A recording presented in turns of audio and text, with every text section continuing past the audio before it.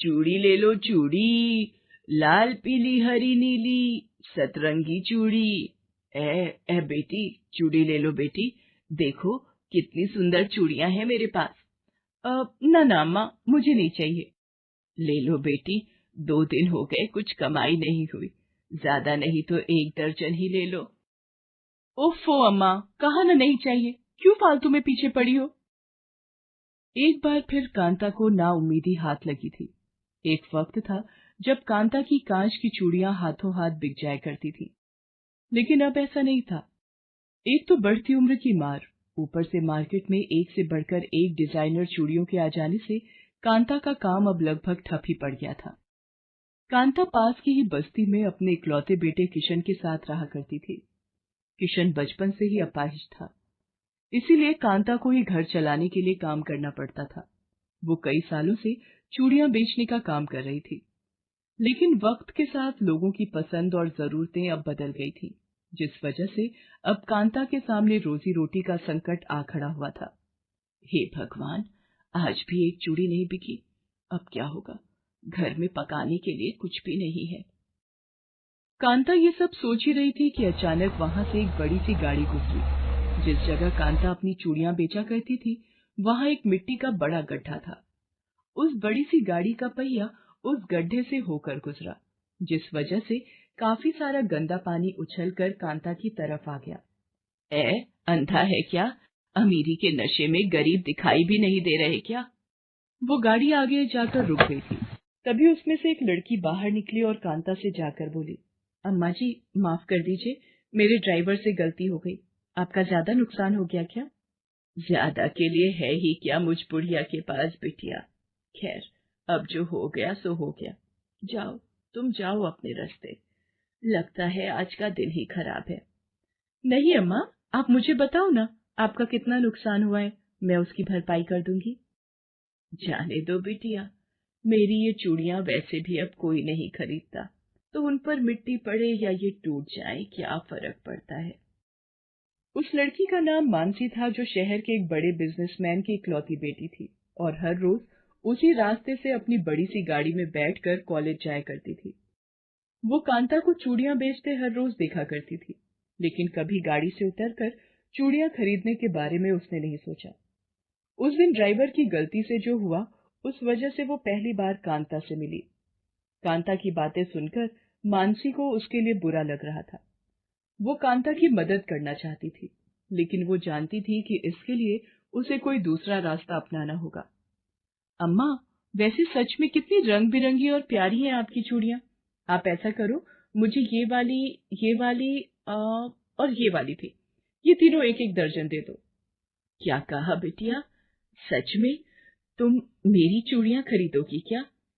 हाँ अम्मा, मुझे चूड़ियां पहनना बहुत अच्छा लगता है।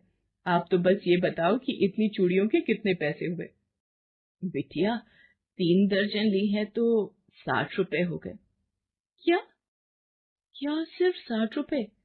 इतने में क्या होगा? बेचारी अम्मा सारा दिन इतनी तेज धूप में बैठकर चूड़ियां बेचती हैं, और वो भी इनसे कोई नहीं खरीदता। मुझे कुछ करना चाहिए इनके लिए, लेकिन मैं ये करूं कैसे? अगर इनकी सारी चूड़ियां इनसे खरीद भी लूं, तो इतनी सारी चूड़ियों का मैं करूंगी क्या? और घर पर माँ से भी डांट खानी पड़ेगी। क्या हुआ बिटिया, महंगी लग रही है क्या? अच्छा, ऐसा करो तुम 50 ही दे दो, पर खरीद लो बस। नहीं अम्मा, ऐसी कोई बात नहीं है। ये लीजिए आपके 60 रुपए। अच्छा अम्मा, ये बताइए, आपके पास बस यही चूड़ियां हैं या और भी हैं? हाँ है ना, घर पर रखी है। सबको लाकर क्या करूंगी बिटिया, पहले ये ही बिक जाए। ये बात भी सही है। अच्छा अम्मा, अब मैं चलती हूँ। इसके बाद मानसी अपनी गाड़ी में बैठकर वहां से चली जाती है, लेकिन वहां से जाने के बाद भी वो सारा दिन कांता के बारे में ही सोचती रही। वो किसी भी तरह से कांता की मदद करना चाहती थी। फिर अगले दिन, नमस्ते अम्मा, कैसी हो आप? अरे बिटिया, राम राम, मैं तो बस ठीक ही हूँ, तुम सुनाओ।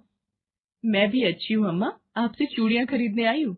अच्छा, और वो जो कल लेकर गई थी, उनका क्या हुआ? वो तो सारी की सारी मेरी दोस्तों ने ले ली मुझसे। उन्हें इतनी पसंद आई कि एक भी नहीं छोड़ी मेरे लिए, इसीलिए आज फिर से आई हूँ। लेकिन अम्मा, आज कुछ और चूड़ियां दिखाना। कल जो दी थी उनसे महंगी।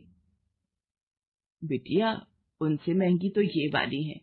ये 40 रुपए दर्जन है, और ये वाली 50 रुपए दर्जन।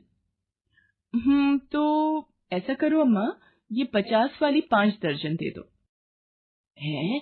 क्या कहा बिटिया? 5 दर्जन? इतनी तो नहीं है मेरे पास अभी। हाँ, घर पर रखी हैं, वहां से जाकर लानी पड़ेंगी। चूड़ियां तो मुझे चाहिए अम्मा, मेरी सहेलियों ने मंगवाई है मुझसे, उन सब के लिए लेकर जानी है। ऐसा करते हैं, आपके घर ही चलते हैं, मैं वहीं देखकर रंग भी पसंद कर लूंगी। और वैसे भी अब शाम हो गई है, आपको घर तो जाना ही होगा, तो मैं ही आपको ले चलती हूँ अपनी गाड़ी से। मानसी कांता को उसकी चूड़ियों की टोकरी के साथ अपनी गाड़ी में बिठा लेती है और फिर उसके घर जाती है। घर के नाम पर कांता के पास बस एक टूटी फूटी झोपड़ी थी, जो आधी से ज्यादा तो कांच की चूड़ियों से ही भरी हुई थी। एक कोने में उसका बेटा किशन था, जो बिस्तर पर था। उसे देखकर मानसी ने कांता से पूछा, अम्मा, ये कौन है? ये मेरा बेटा है किशन। ये बचपन से ही ऐसा है, बस ये और मैं ही हैं, एक दूसरे का साथ देने के लिए। चलो बिटिया, तुम यहाँ बैठो, मैं तुम्हें चूड़ियां दिखाती हूँ। अब तक तो मानसी सिर्फ कांता की मेहनत देखकर ही उससे प्रभावित थी, लेकिन अब जब उसने कांता की गरीबी और उसके हालात अपनी आंखों से देख लिए थे, तो उसने मन ही मन ठान लिया कि चाहे जो हो जाए, वो कांता की मदद करके ही रहेगी। अम्मा, आप ऐसा करो, आपके पास जितनी भी चूड़ियां हैं, मुझे सारी दे दो। लेकिन बिटिया, तुम इतनी सारी चूड़ियों का क्या करोगी? थोड़ी बहुत सहेलियों को दे दूंगी और कुछ खुद पहनूंगी। और हाँ, मुझे अभी याद आया कि मेरी एक रिश्तेदार है जो चूड़ियों से घर सजाने का सामान बनाती है, तो कुछ उन्हें भी दे दूंगी मैं। अच्छा बिटिया, बहुत अच्छी बात है, भगवान तुम्हारा भला करे।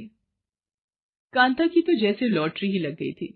पिछले कई हफ्तों से उसकी एक भी चूड़ी नहीं बिकी थी, लेकिन अब अचानक ही उसकी सारी चूड़ियां मानसी ने खरीद ली, और वो भी मुंह मांगी कीमत पर। कांता के पास अब काफी पैसे थे, जिनसे वो अपना और अपने बेटे का खर्च चला सकती थी। मानसी सिर्फ यही नहीं रुकी, वो हर हफ्ते आकर कांता से ढेर सारी चूड़ियां खरीद कर ले जाने लगी, वो भी सीधे उसके घर से। इसीलिए अब कांता को सड़क के किनारे धूप में बैठकर चूड़ियां बेचने की जरूरत नहीं थी। फिर एक दिन, अरे लक्ष्मी, यहाँ तो आ जरा, ये चूड़ियां तू कहाँ से लाई? ये ये मुझे एक दीदी ने दी है। दीदी? कौन सी दीदी? वही जो एक बड़ी सी गाड़ी से हर हफ्ते यहाँ आती है, और सिर्फ मुझे ही नहीं, बल्कि बस्ती की हर एक लड़की को ऐसी ही चूड़ियां देकर जाती हैं, वो भी बिल्कुल मुफ्त में। अपने ही पड़ोस में रहने वाली उस लड़की की बात सुनकर कांता की आंखों में आंसू आ जाते हैं। अब वो सब कुछ समझ गई थी कि मानसी असल में उससे सारी चूड़ियां सिर्फ उसकी मदद करने के लिए खरीदती है। असल में वो कांता से चूड़ियां खरीदकर उसी की बस्ती में रहने वाली गरीब लड़कियों में बांट दिया करती थी। इसके बाद से कांता बड़ी ही बेसब्री से मानसी का इंतजार करने लगी, लेकिन इस बार उससे चूड़ियां खरीदने मानसी नहीं, बल्कि सिर्फ उसका ड्राइवर वहां पहुंचा। अरे भैया, पर मानसी बिटिया कहाँ है? वो क्यों नहीं आई चूड़ियां लेने? अब मानसी बेबी नहीं आ पाएंगी। परसों उनकी शादी है, और शादी के बाद वो अपने ससुराल चली जाएंगी, जो यहाँ से बहुत दूर है। लेकिन आप चिंता मत कीजिए, मानसी बेबी ने मुझसे कहा है कि मैं हर हफ्ते आकर आपसे चूड़ियां खरीदता रहूं।